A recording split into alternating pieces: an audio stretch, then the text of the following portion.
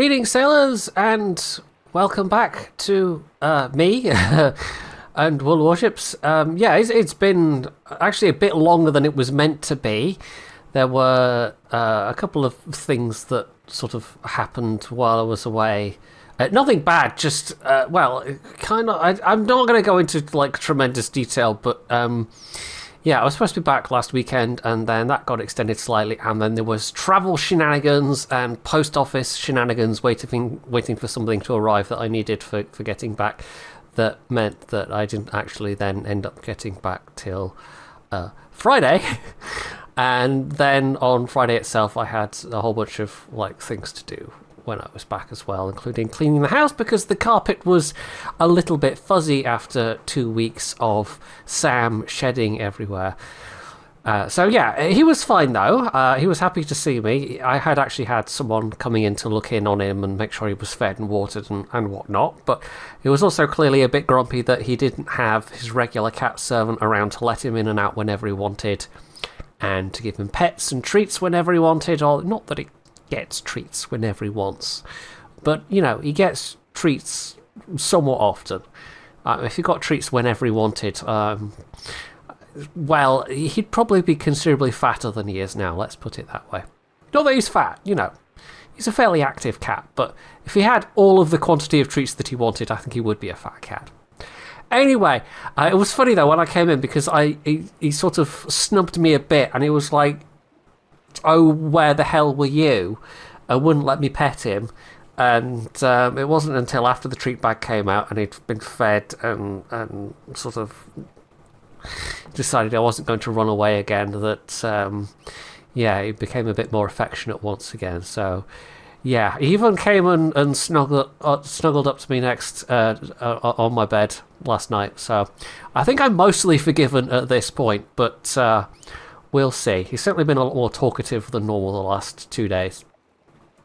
Anyway, that has been at least part of my adventures and cat updates while I've been away, and thank you all for being very, very patient with me, including especially my patrons. But now I am back, and I have been searching, as I usually do, for something interesting to cover, and given that my current missions, which I am a bit behind with, I wasn't able to play World of Warships while I was away, require me to play destroyers, then I thought, well, why don't I continue doing what I've been doing and looking at older ships? And this is certainly an older ship, the Anshan. In fact, I haven't done a video on this, apparently, since 2016, so I think it might be a little bit overdue for revisiting. So, the Anshan is, I think, the OG Pan-Asian destroyer. I'm pretty sure this came out before the regular line. In fact, I'm almost certain it did. It gets regular torpedoes because the Pan-Asian line flavour of deep water torps I don't know if it was even conceived at that point, but probably not. It is essentially a Tier 6 version, I think, of the Gnevny. Similar to the Gnevny, and basically has got better torps. It's 8-kilometre torps. Decent-ish concealment. It's not great, but it ain't awful for Tier 6. You do have a very decent turn of speed. You've also got... I can't remember if it's American smokes. It's not Pan-Asian smokes. That's the other difference. The smoke generator is it might not actually be. It might be like German or Japanese or something. Yeah, so that's definitely not American in terms of its smoke duration time. That's even with the benefit of the X-ray Papa Una 1 flag on. So yes, basically it's pretty capable. It's got decent torpedoes. I've actually got the skill there, fill the tube skill on the captains, whose name I'm not even going to attempt to pronounce, and possibly Adrenaline Rush would be better, but maybe we'll take that alongside that when he's got more skill points. But yeah, it's all round pretty capable. It's got the Soviet 130 mils, not the fastest firing, but they do have pretty nice ballistics on them, decent range. So all in all, it's just a decent package, but it doesn't really fit in with the ships that released later. It's a bit of an oddity from the line, because they obviously They made this as a sort of a clone, but with differences to the Soviet destroyer it's based on, and then when the Pan Asians came along, they decided to go in a rather different direction. So that was a nice quick bit of matchmaking. We are top tier, double subs, not so fun, but at least there's no carriers. So yeah, we'll see how this goes. And this is actually not a terrible situation to be in for a gunboaty or a destroyer with powerful guns, because yeah, there's plenty of other destroyers to fight against, although they are all divvied up, so we're going to have to be careful there.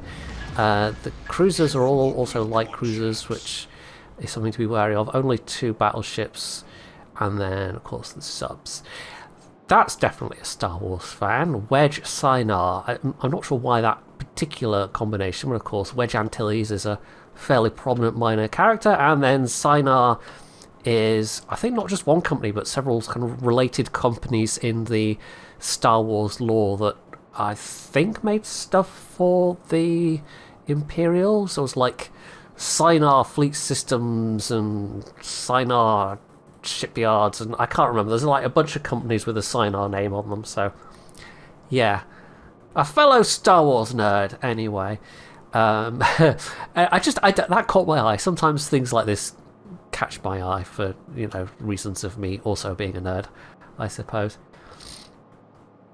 Okay, so I don't know if these people know each other. Why are they saying "for the Kaiser"? Am I playing Mount and Blade's Napoleonic Wars and didn't realise? I don't know. That would be an appropriate war cry for that game, certainly. Yeah, I didn't actually. I mean, talking of, I was going to mention sort of stuff I did while I was away in terms of game playing, because I was able to take my Steam Deck with me, which was really very nice. So, yeah, it was basically Crusader Kings 2, and I also rediscovered, quote unquote, Euro Truck Sim, because I've had Euro Truck Sim for a while, but never really put many. I had like 5 or 6 hours played into it, and had not had it installed for quite a long while. But it's a game that's basically sort of green rated for the Steam Deck, in that it sort of, you know, was fully integrated with Steam Deck controls and runs well in terms of its performance and all that kind of thing. So I thought, okay, we'll give that a go. And yeah, it's a perfect Steam Deck game. It really is. I mean, I'm sure all that also goes for American Truck Sim too. But basically, it's that kind of perfect game for just pootling around, and you're just kind of driving around and doing all your deliveries and whatnot. And it's jolly good fun. It's not something you have to, like, you got to concentrate on the driving, but you're not trying to follow some kind of complicated plot or anything like that while you're doing it. So yeah, I've discovered that I have this game in my library that actually is quite fun to play, but I probably will stick to playing it on the Steam Deck more than anything else, just because it's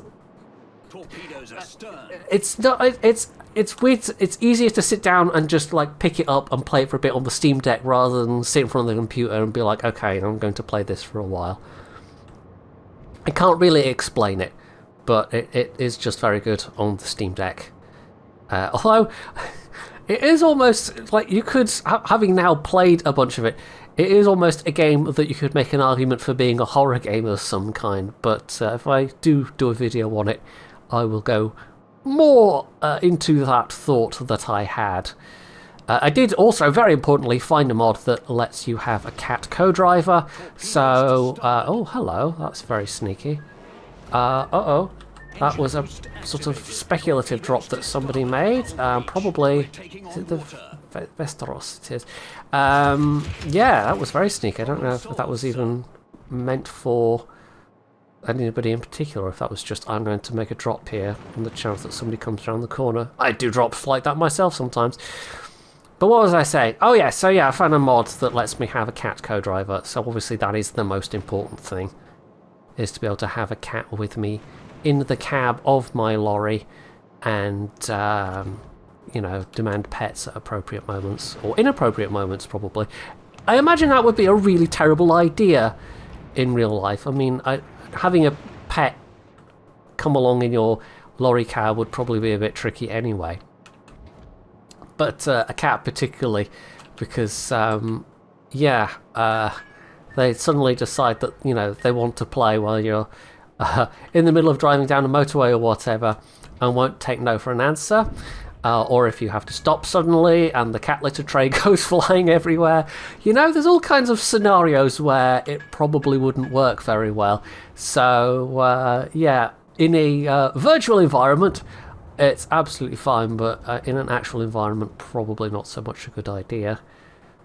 But the cat mod does come with a nice variety of potential cat models, though. So there is a tuxedo cat, and I've even put in the little the thing on the passenger side with Sam's name on it. So it's not quite an exact representation of Sam, but it's close enough.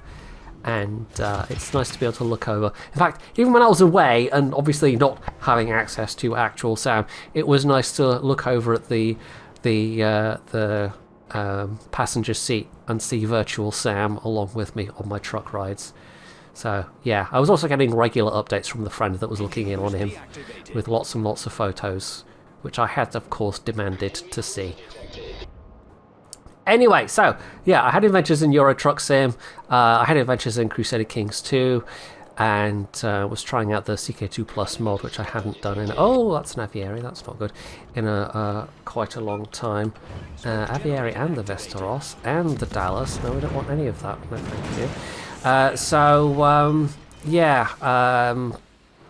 And I did play a little bit of other things as well, but yeah, both of those were actually quite a bit of fun, just on their own, basically, to play whilst I was travelling and needing entertainment. And it's funny. It's almost like my computer, where I have a bunch of games installed on the Steam Deck, but most of them I haven't really played much, just because some of them, like Cyberpunk, for instance, works quite well, but is very battery hungry for obvious reasons. It's a fully fledged 3D game, whereas with something like CK2, it lasts a lot longer, a lot less graphically demanding, shall we say.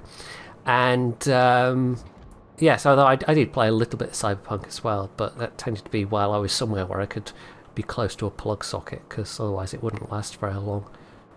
And some games just inherently don't work that well, because like CK2 is good, but trying to read the text can be tricky. There are other games, like some of the newer Paradox games I had to go at, but the UI doesn't scale very well. Some of them do have mods, though, to try and make it scale better. Is that going to be the sub? It is indeed. No, it was the... Who's spotting me? Is it another sub? Somebody... Oh, the Vesteros, I suppose, is out spotting range. Right, this, I mean, yeah, the divved up and I don't really have an opportunity to get away with it, so that's probably not going to go that well, but that's fine. Might get to sort of do a strike from beyond the grave, maybe. There's also a Dallas that is quite, keenly interested in my end, so... yeah, the fact that they have these destroy divs is going to be a bit nasty, but this is the last destroy div, actually. The other one's out of the way. Andrea Doria, who's ironically called Team Not Found, and yet they're all the way up in that corner. No, come on. We do have two of the caps. I don't know how this is going to go, to be honest. Yeah. I'm also kind of surprised I'm still alive. We're actually putting enough distance between us that I can dodge some of the shots. But, yeah, down to 19 hit points. I don't think my luck is going to last too much longer. It's going to require one tiny scratch of the paintwork for me to die. There we go. Right, so this is turning out to be quite close. I maybe should have been blathering less and reading the mini-map a bit better. But you always take a risk when you come up into an area like this, and then the enemy team manages to like grab the cap there, because it's like, well, what are you going to do at that point if you're not stealthy and fast? Yeah, you're going to have troubles.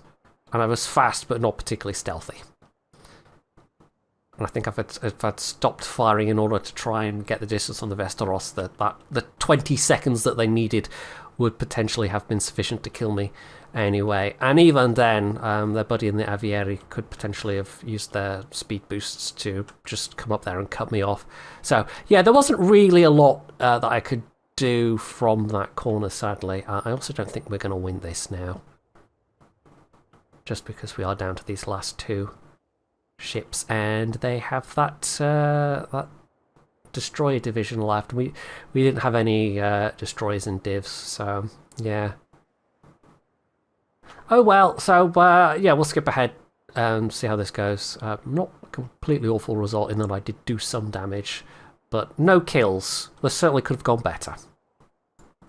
Well, there we are. Yeah, we did have a slight lead in points, but that div there obviously did decent work. Andrea Dorian was surprisingly high up considering.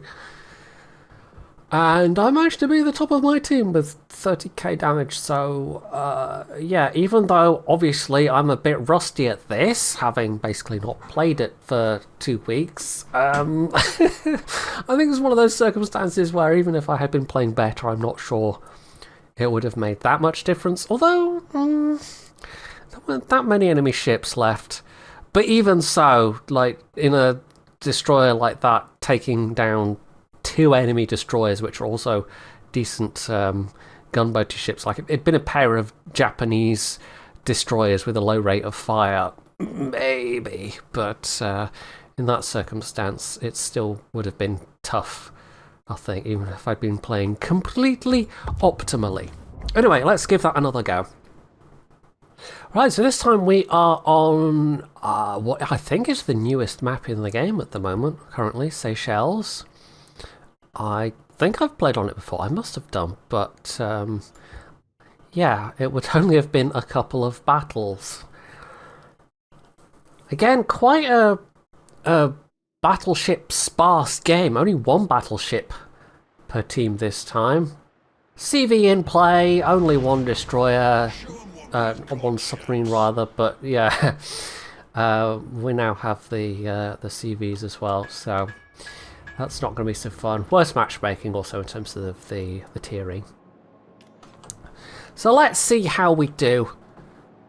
I don't really, I don't know this map yet, so I guess we'll just try A and see how that goes, and hopefully won't get spotted immediately by planes. No, okay, phew. We've won the lottery in that they are actually going over to that cap first, so maybe they've spawned over on that side, as our Ryujo has.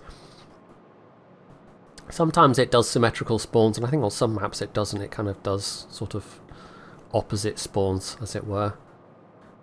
So it'll be nice if we don't have to deal with the CV. I mean, somebody somewhere will have the pain of dealing with the CV, but as long as it's not me, I can be selfish about it. It might also be handy if I turn off my AA guns, because this isn't a destroyer where the detectability is higher than the AA gun range. There's not that many destroyers like that, but there are a few. And it always confuses me when I load into battle with one of those destroyers and the AA guns are in air build, and I think, is that the case? And I have to double check. Right, so that's our first spot, York. The Gneiser now is on the other flank, T-22, which is actually nice for me. T-22 is a pretty sneaky one, by probably like the better part of a kilometre, and they have hydro. Fubuki is still going to outsneak me. Jervis, I think, will probably be roughly similar. So Jervis is in the middle, so we might meet that Japanese destroyer. We'll see. Okay, so yeah, not. It's the Tashkent 39. That's one of the. I came back to discover that. Oh yeah, there's another event happening and more currencies and part 2 of the thing with a new currency, the Inca tokens or whatever they're called. So it's like, yeah, okay. Well, the warships never change.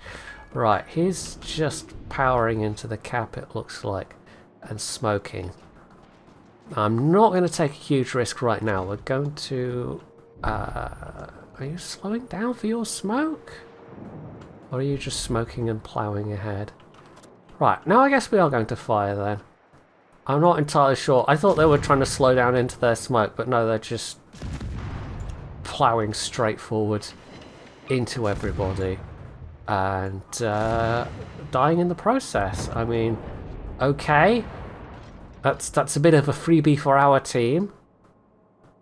I honestly have no idea how the Tashkent 39 plays, but if I splurged a bunch of resources or doubloons, I suppose I could find out for myself. You know, if there's sufficient interest, I guess I can do that.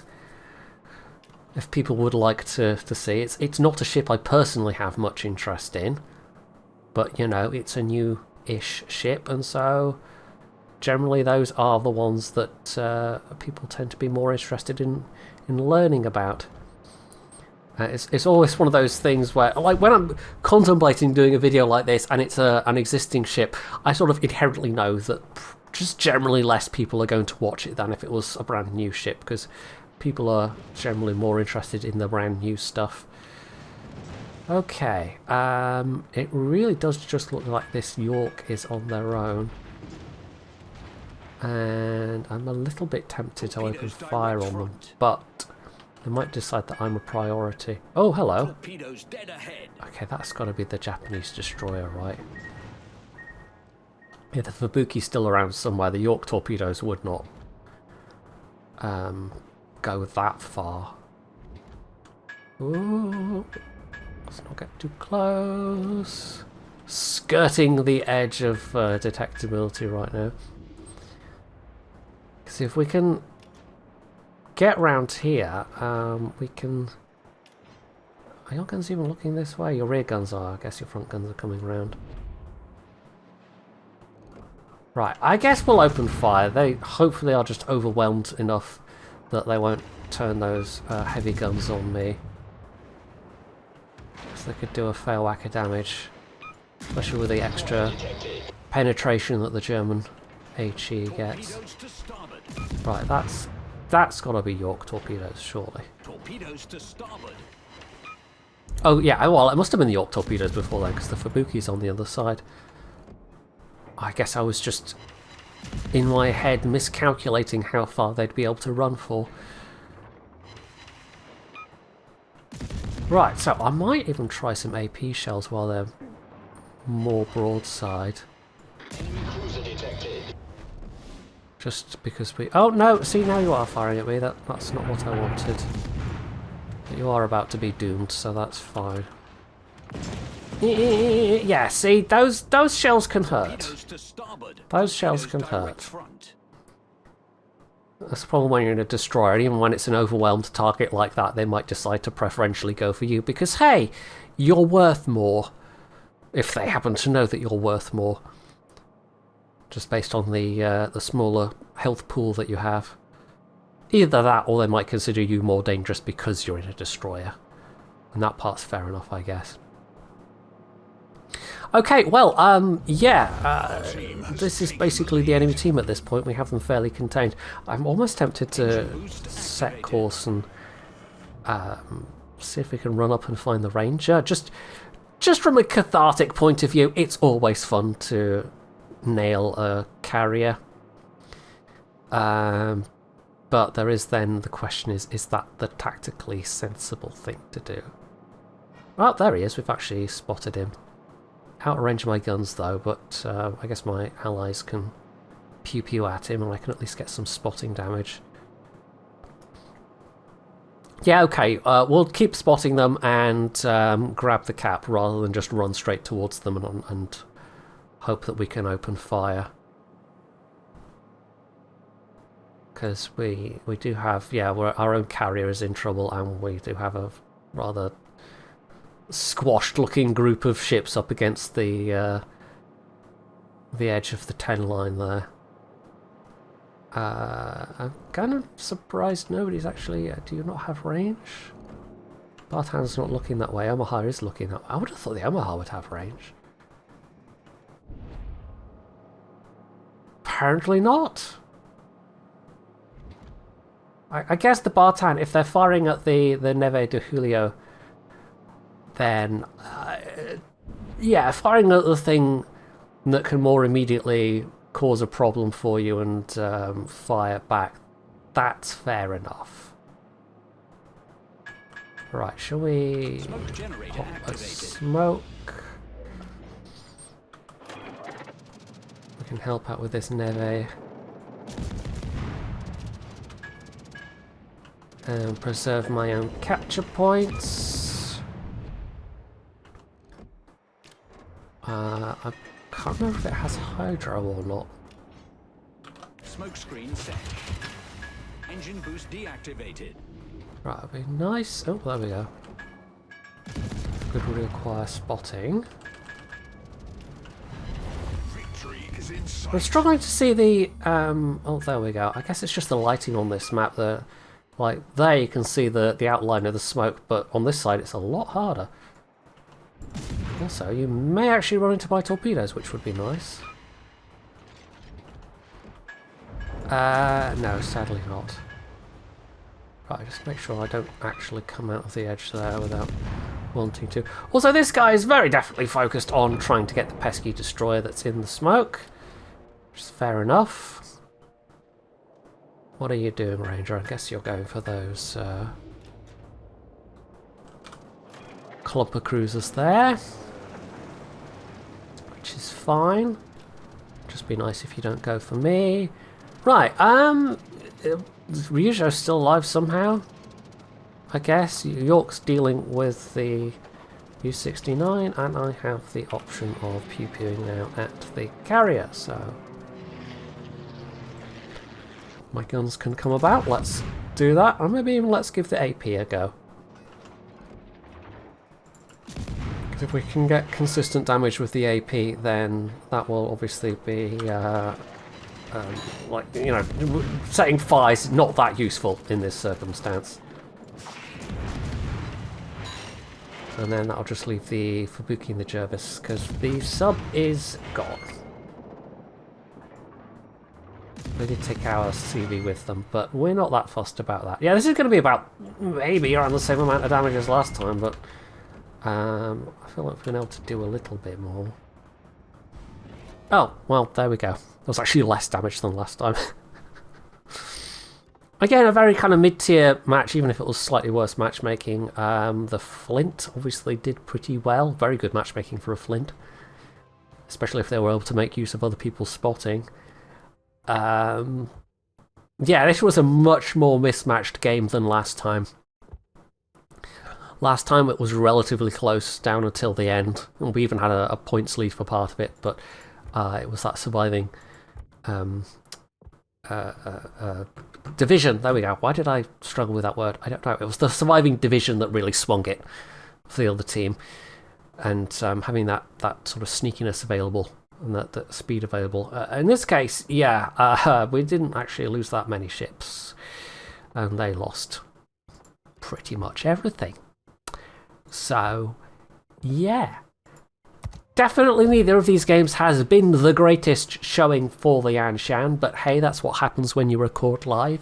But yeah, if you happen to get this one out of a container, or if it's on sale for super cheap or something like that, then I can definitely recommend it, even if you don't like the rest of the Pan Asian line with their deep water torps, because it doesn't have the deep water torps. It's a very capable little boat. It just doesn't fit the playstyle of the rest of the line at all, because it predates the rest of the line. So yeah, and as a bonus, you know, you might get this camo out of a crate or something like that. Although I think I preferred the older look of the paper lantern camo the pre-refresh, which was fairly recently, that they gave it, but it still looks pretty decent overall, I guess. So that is my return to Warships and videos and my house and being a cat servant. And hopefully you have enjoyed all of those things, and if you have, you can do all the usual down underneath the video below. And of course, as always, stay tuned for more.